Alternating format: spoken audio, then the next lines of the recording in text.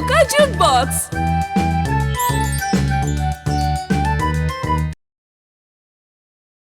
जादुई दिया। एक समय की बात है, दीपावली का दिन था। गांव के सब लोगों ने अपने घर के बाहर सजावट की थी और दिए भी लगाए थे। पर उस गांव में एक बच्चा था, अपने घर के दरवाजे पर उदास बैठा था। तभी उधर से एक बाबा गुजरते हैं। बेटा, क्या तुम मुझे एक गिलास पानी पिला सकते हो? मुझे बहुत प्यास लगी है। जरूर, मैं अभी लाया। ये कहकर टीनू घर के अंदर जाता है।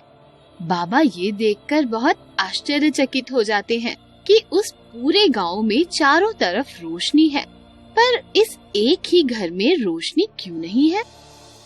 तभी टीनू बाबा के लिए पानी लेकर आता है और बाबा खुशी खुशी पानी पीने लगते हैं।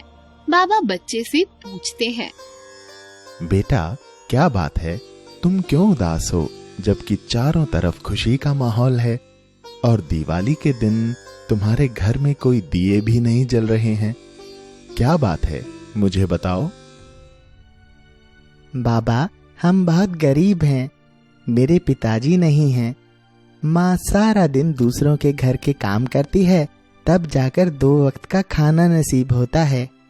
पैसे न होने की वजह से मैं स्कूल भी नहीं जा सकता। हम कहाँ से दिवाली मनाएंगे? बेटा, तुम गरीब हो तो क्या हुआ? तुम्हारा दिल बहुत बड़ा है। मैं तुम्हारे संस्कारों से बहुत प्रसन्न हूँ। इसलिए मैं तुम्हें आज दिवाली के दिन एक उपहार देता हूँ। ऐसा कहकर बाबा उसे एक जादुई दिया देते हैं। उसमें से बहुत तेज रोशनी निकल रही थी। टीनू को दिया देते हुए बाबा बोलते हैं, बेटा, ये दिया तुम्हारी हर इच्छा पूरी करेगा। तुम इससे जो मांगोगे तुम्हें मिलेगा। लेकिन एक बात का ध्यान रखना बेटा, जब भी तुम इससे कुछ मांगना, बाहर का कोई भी आदमी इसे ना देखे, नहीं तो इसकी रोशनी गायब हो जाएगी। इतना बोलते ही बाबा भी वहाँ से गायब हो जाते हैं। दिए की रोशनी देखकर टीनू बहुत ही चकित हो जाता है। टीनू दिए को लेकर घर के अंदर जाता है और अपनी माँ को बाबा जी की सारी बात बता देता है। माँ दिए की रोशनी देखकर मन ही मन बहुत खुश हो जाती है और बाबा जी का धन्यवाद देती है। दीपक, दीपक, मेरा घर रोशनी से सजा दो। ये कहते ही टीनू का पूरा घर रोशनी से जगमगा उठता है। ये देख माँ और टीनू बहुत खुश हो जाते हैं।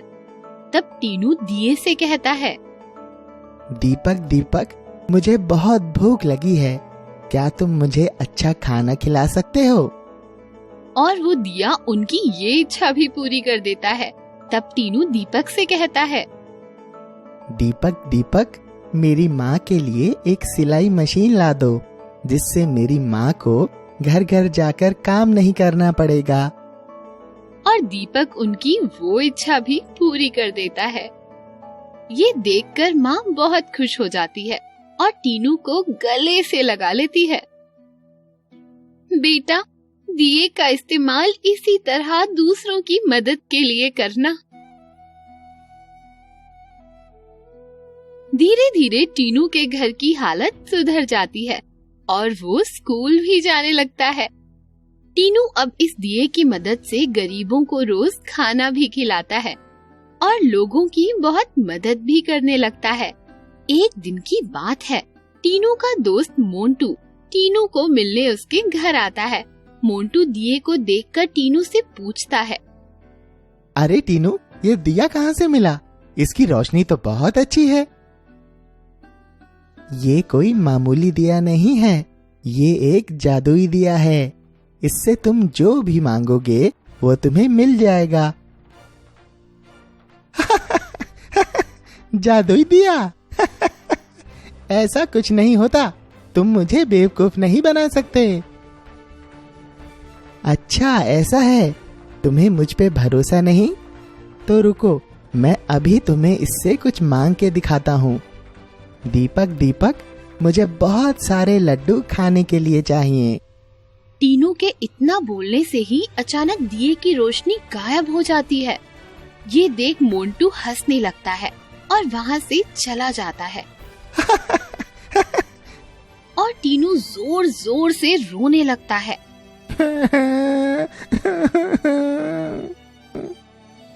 टीनू का रोना सुनकर उसकी माँ वहाँ आ जाती है। टीनू तब रोते हुए अपनी माँ को सारी बात बताता है। टीनू की माँ को बाबा की कही हुई बातें याद आ जाती हैं। बेटा टीनू, तुम्हें बाबा ने कहा था ना कि किसी के भी सामने इस दिए का इस्तेमाल मत करना, तो तुमने ऐसा क्यों किया? अब मैं क्या करूँ माँ? तुम सच्चे दिल से बाबा को याद करो, वो तुम्हारी मदद जरूर करेंगे। टीनू दिए के सामने हाथ जोड़कर बाबा को याद करता है और मन ही मन कहता है, बाबा मुझे माफ कर दो, मैं कभी भी दिखावे के लिए इस दिए का इस्तेमाल नहीं करूँगा। तभी अचानक बाबा प्रकट होते हैं और वो टीनू से कहते हैं, टीनू, मैंने तुम्हें पहले ही बताया था, लेकिन दिखावा करने के चक्कर में तुम मेरी बातों को भूल गए। बाबा मुझे माफ कर दो, आगे से ऐसी गलती कभी नहीं करूँगा। और फिर बाबा टीनू को माफ कर देते हैं और दिए की रोशनी वापस आ जाती है और टीनू से वचन लेते हैं कि इस दिए का इस्तेमाल लोगों के भले के लिए ही करना है, ना कि अपने दिखावे के लिए। तो बच्चों, इस कहानी से हमें शिक्षा मिलती है कि हमें दिखावा नहीं करना चाहिए। शहरी बहू। मनोज रीमा को शहर से शादी करके पहली बार गांव लेकर आया था। गांव के आसपास के लोग गांव में शहरी बहू को देखने मनोज के घर आ पहुँचे। अरे वाह मनोज, तू तो शहर से राजकुमारी जैसी बहू लाया है। हाँ, देखने में तो कोई जवाब ही नहीं मीना तेरी बहू का। हाँ, शहर से जो आई है पूरे बीए तक पढ़ी है। सिर्फ चेहरे से ही खूबसूरत है कि घर का कोई काम भी आता है, खाना बनाना भी आता है या नहीं? सरला की ये बात सुन मीना को बुरा लग जाता है।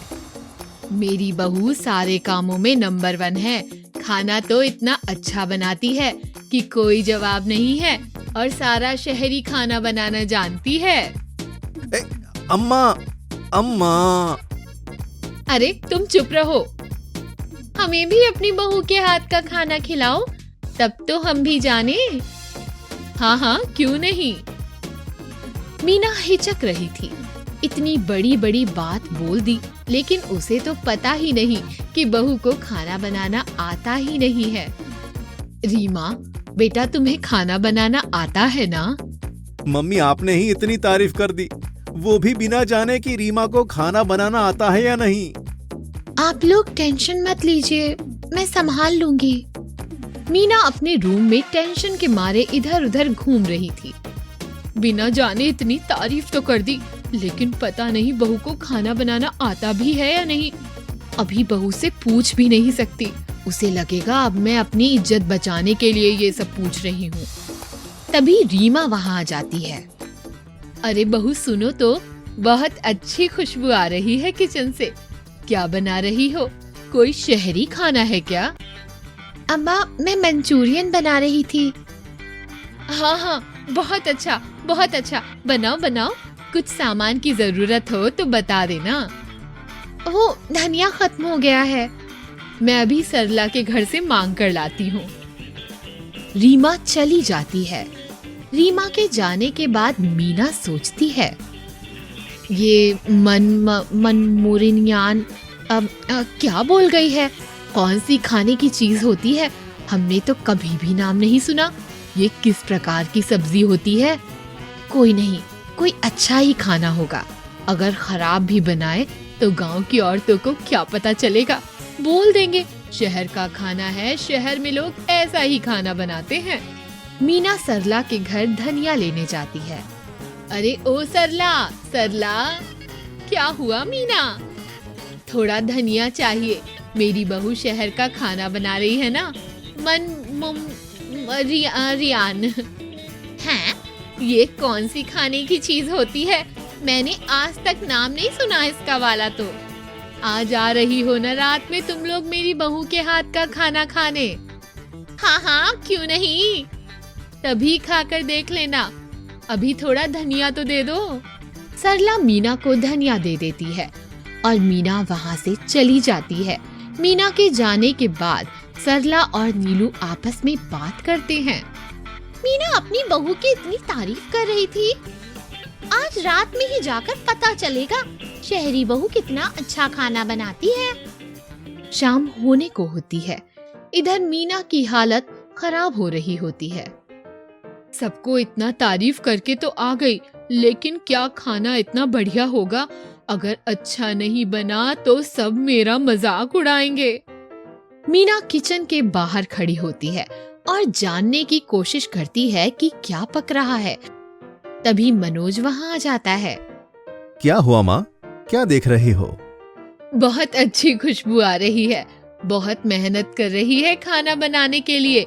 वही पूछने आई थी, कुछ जरूरत तो नहीं है उसको? आप चिंता मत करो, रीमा एक जिम्मेदार लड़की है, वो सब संभाल लेगी। हाँ माँ, आप बैठो, आपकी सहेलियाँ आती होंगी। हे भगवान, मेरी लाज रख लेना। तभी सरला और नीलू वहाँ आ जाते हैं। आ गए हैं वो भी समय पर।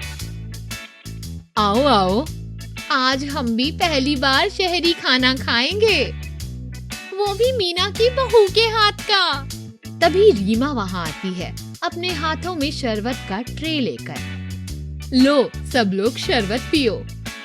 शरबत तो बहुत ही बढ़िया है, अब खाना खाने के बाद ही पता चलेगा। चलो, शरबत तो अच्छा है, खाना भी अच्छा ही होगा। तभी किचन से धुआं आने लगता है। तभी दौड़ के किचन में जाती है। ये क्या, जला हुआ खाना खिलाओगी आज हमें? नहीं नहीं, तुम्हारी किचन से इतना धुआं आ रहा है, लगता है शहरी बहू ने पहली बार ही खाना जला दिया। मीना को बहुत शर्मिंदगी महसूस होने लगी। तभी वहाँ रीमा आ जाती है। खाना तैयार है। हम लोग जला हुआ खाना नहीं खाते हैं। आज मेरे पति मुझे बाहर होटल में खाना खिलाने ले जा रहे थे। तुम्हारे चक्कर में मैंने अपना गोल्डन चांस भी खो दिया।